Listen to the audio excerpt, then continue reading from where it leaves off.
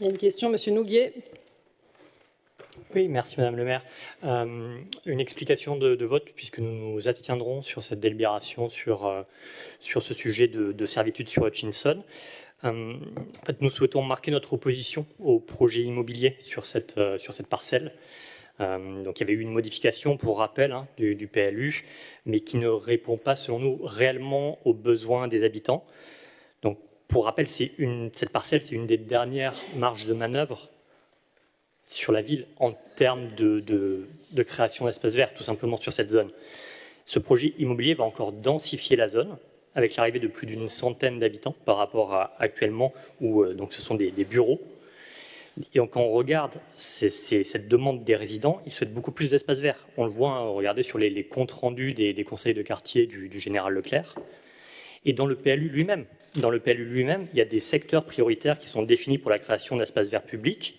Et cette zone entre Chaptal, Danton, Marius-Offan, elle est bien identifiée comme secteur prioritaire. Donc malheureusement, là, les espaces verts se limitent ici, donc avec des allées et une petite cour, alors qu'il y avait clairement la possibilité de faire un grand square. En termes de mètres carrés, on arrive quasiment à la même hauteur que le square Édith de Villepin, par exemple. Mais vous avez fait donc votre choix, celui de la densification encore et de la spéculation immobilière.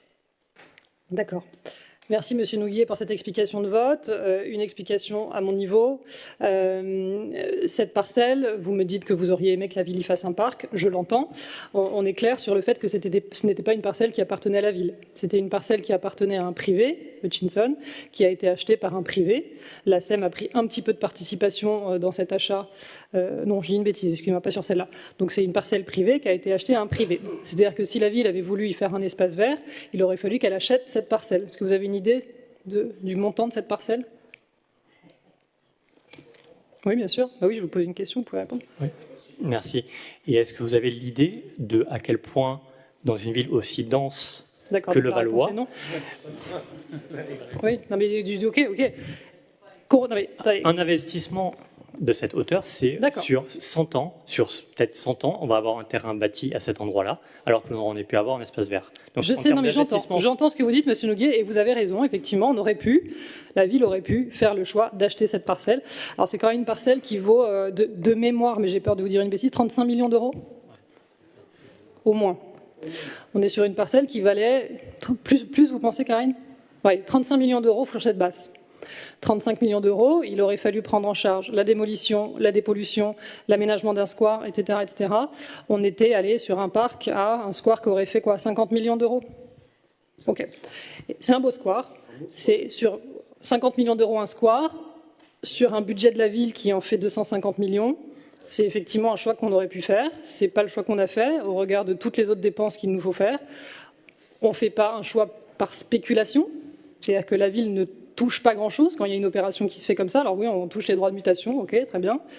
Mais on ne le fait pas pour ça. C'est-à-dire que moi, je ne me suis pas dit, tiens, super, une vente qui va nous emmener de la DMTO, on va pouvoir spéculer, j'espère qu'elle va se vendre cher, et on va maximiser le rendement possible en essayant de modifier le PLU pour faire encore plus d'espace, etc. Au contraire, c'est l'inverse. C'est-à-dire que la modification du PLU qu'on a faite, parce qu'on avait bien vu que ça allait bouger sur cette parcelle, a contraint davantage le promoteur à baisser les hauteurs, à faire moins de mètres carrés qu'il n'aurait pu le faire avec le précédent PLU. Ça compte. C'est-à-dire que vous pouvez estimer que ce n'est pas suffisant, mais aujourd'hui, on est sur un urbanisme extrêmement contraint, où les terrains valent extrêmement cher. On fait cet effort sur des parcelles plus modestes, comme on le fait sur le square de la Gare, pour essayer d'agrandir, de doubler la superficie du square de la Gare, comme on le fait le long de l'allée Cécile-Vanier, pour essayer de créer un vrai parc Cécile-Vanier dans des dimensions plus modestes, certes, mais on aurait pu aussi, et on m'a posé la question, faire le même calcul sur Georges Sand. On aurait pu décider de faire un parc à 100% sur Georges Sand, qui était une parcelle qui nous appartenait. Là aussi, Georges Sand, on l'a vendu 42 millions d'euros. C'est-à-dire que la ville aurait pu renoncer à 42 millions d'euros, prendre à sa charge la démolition, la dépollution, l'aménagement d'un parc, etc., etc. Donc on était sur un parc, là encore, qui dépassait le 50 millions d'euros. On aurait pu, effectivement, choisir de créer 2 parcs en y dépensant la moitié du budget communal. C'est pas le choix qu'on a fait. Oui, mais alors lisser sur X temps, sauf qu'en fait, quand on fait un parc, on ne le lisse pas sur 10 ans. On le fait, et il faut sortir d'un coup 50 millions d'euros. Mais c'est effectivement un choix qu'on aurait pu faire, on n'a pas fait celui-ci. Non pas qu'on fasse le choix de la densification, on fait aussi parfois le choix du réalisme et on compose avec l'urbanisme qu'on a et avec les contraintes qu'on a. Mais j'entends que vous auriez fait un choix différent. Et je le respecte. Merci.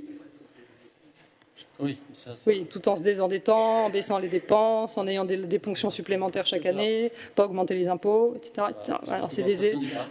entretenir tout le bâtiment. Plus le fonctionnement. Ouais, bon. Oui, ça y est, tout va bien. Allez, je mets aux voix, donc merci pour cette explication de vote, je mets aux voix la délibération 27, qui est pour, avis contraire, abstention, je vous remercie.